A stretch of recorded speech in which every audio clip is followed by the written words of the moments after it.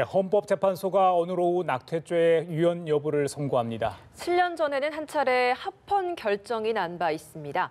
헌법재판소에 나가 있는 취재기자 연결합니다. 김보영 기자.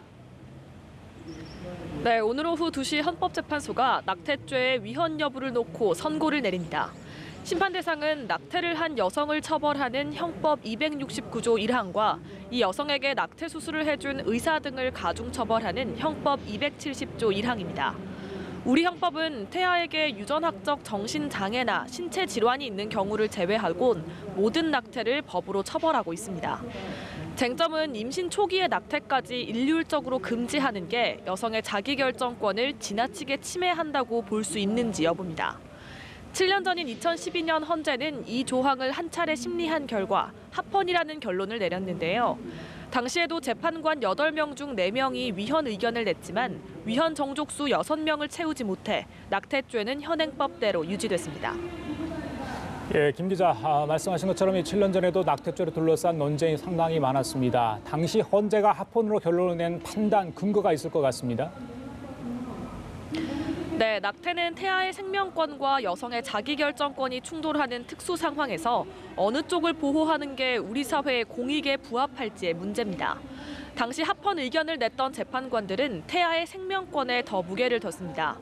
이제 막 자궁에 착상한 수정란도 생명권의 주체로서 보호받아야 할 존재인 만큼 임신 초기라 하더라도 여성의 자기결정권보다는 태아의 생명권이 더 크다는 이유였습니다. 또 낙태를 처벌하지 않으면 낙태가 공공연하게 이루어져 생명 경시 풍조가 확산될 우려도 있다고 설명했습니다. 하지만 위헌 의견을 낸 재판관들도 낙태죄 자체에는 찬성했습니다. 다만 임신 초기에 낙태까지 금지하는 건 여성의 자기결정 영역을 전혀 존중하지 않는 것이고 이로 인해 제한되는 여성의 자기결정권도 결코 가볍게 볼 수 없다고 지적했습니다. 이 재판관들은 임신 초기에는 태아의 구조가 갖춰져 있지 않고 여성도 비교적 안전한 낙태 수술을 받을 수 있어 여성의 자기 결정권을 존중해 낙태를 허용해야 한다고 판단했습니다. 네, 그럼 2012년 헌재 결정 이후 7년이 지난 지금 이 시점에 분위기 좀 많이 달라졌습니까?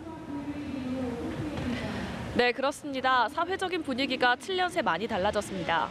2010년 리얼미터가 실시한 여론조사에서는 낙태를 허용해서는 안 된다는 의견이 53%, 허용해야 한다는 의견이 33%였는데요.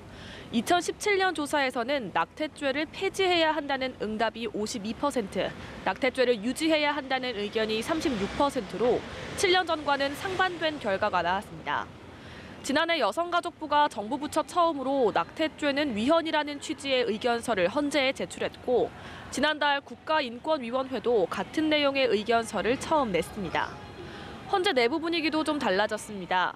2012년 결정에 참여했던 재판관 8명은 모두 퇴임했고 현재 유남석 헌재소장과 이은혜 재판관은 인사청문회에서부터 낙태죄의 손질 필요성을 밝힌 바 있습니다. 다만 오늘 낙태죄 위헌을 선고하면 당장 낙태죄가 전면 폐지되는 만큼 새로운 법이 만들어질 때까지 일정 기간 조항을 유지시키는 헌법 불합치를 선고할 가능성이 큽니다. 지금까지 헌법재판소에서 연합뉴스 TV 김보윤입니다.